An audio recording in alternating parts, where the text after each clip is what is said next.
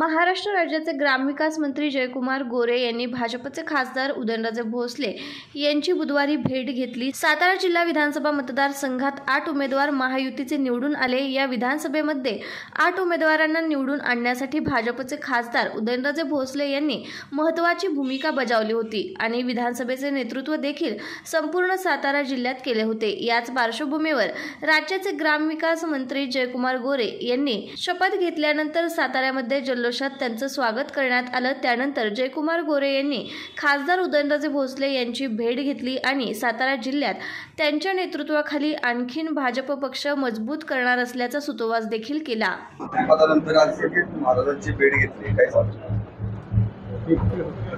भारतीय जनता पार्टीच्या नेतृत्वानं आदरणीय देवेंद्रजींनी भारतीय जनता पक्षाचा कार्यकर्त्याला न्याय देण्याची भूमिका घेतली। माझ्यासारख्या सामान्य कुटुंबातल्या एका युवकाला आज महाराष्ट्राची सेवा करण्याची संधी निर्माण करून दिली, महाराष्ट्राच्या ग्रामविकास खात्याची जबाबदारी दिली आणि जबाबदारी पार पाडत असताना या जिल्ह्याचे नेते आणि राज्याचे नेते आहेत खरं ते, आणि आमचे मित्र सन्माननीय उदयन महाराज यांना भेटावं आणि पुढच्या वाटचालीसाठी त्यांच्या शुभेच्छा घ्याव्यात म्हणून आज या ठिकाणी आलो आणि महाराजांनी भरभरून शुभेच्छा दिलेल्या आहेत। तसं पाहायला गेलं तर आता आम्ही सगळे पदावरती आहोत, पण आमची मैत्री जेव्हा काही पद नव्हतं, कोणी आम्हाला ओळखत नव्हतं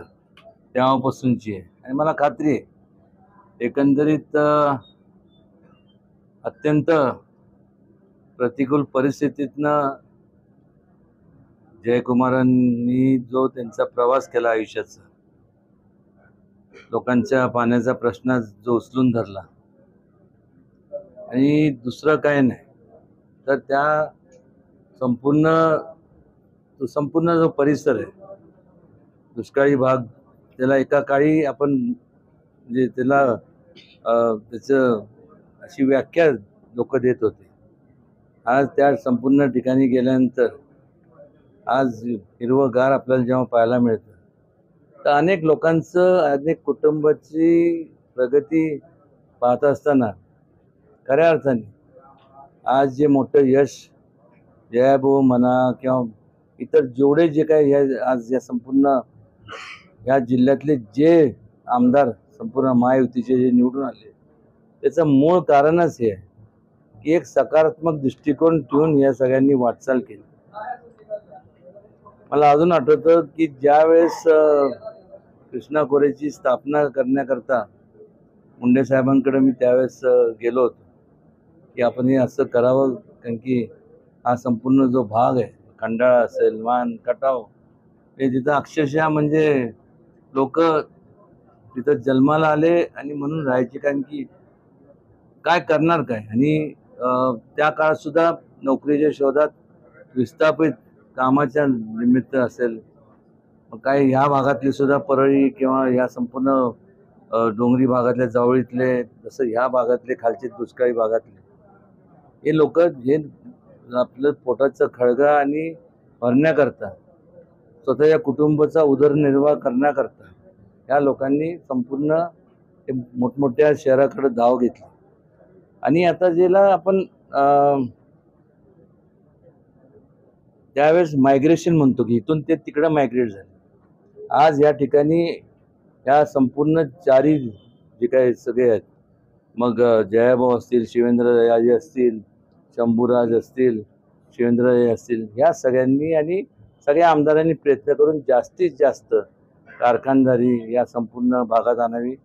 जेणेकरून जे लोक त्या भागातले ते मोठ्या शहराकडे गेले त्यांचं रिव्हर्स मायग्रेशन झालं पाहिजे आणि परत आले पाहिजे। प्रत्येकाला वाटतं की आपण आपल्या गावात राहावं, कामानिमित्त जाणं मुंबई हे ते ठीक आहे, पण शेवटी एक प्रकारची जी एक ओढा असतो त्या जन्मभूमी हीच आपली कर्मभूमी असावी आणि अनेकांचे सगळे जोडे प्रत्येकाने सांगितलं होतं की महाविकास आघाडी सत्तेत येणार, हे येणार देणार, कशी येणार मला सांगा। आज कामं महायुतीच्या माध्यमातून मग देवेंद्रजी असतील, एकनाथ शिंदे साहेब असतील, अजितदादा असतील, या आणि त्यांच्या संपूर्ण सहकार्याने आणि ह्या सर्व जोडे त्यावेळेस जे आमदार होते त्या लोकांनी कष्ट केले म्हणून आज जो निकाल लागला हा ना भूतो ना भविष्य. आणि मला खात्री आहे की सातारा जिल्ह्याचा आता कायापालट मोठ्या प्रमाणावर होणार, त्याबद्दल शंका कोणाच्या म्हणजे लोकांच्या मनात पण नाही. आणि त्याचबरोबर या सर्वांनी एक प्रकारचं त्यांचं बॉन्डिंग असं झालंय की पुढचं ही तर सोडून द्या, पण पुढचे किमान जोपर्यंत हे म्हणत नाही की आता मला बस आता रिटायरमेंट तशी कोण घेत नसतं, आता मला कंटाळा आला, पण निश्चितपणे तोपर्यंत हे सगळे एकमेकाला धरून राहणार. एकमेकाला धरून राहिले तर काहीच अडचण नाही.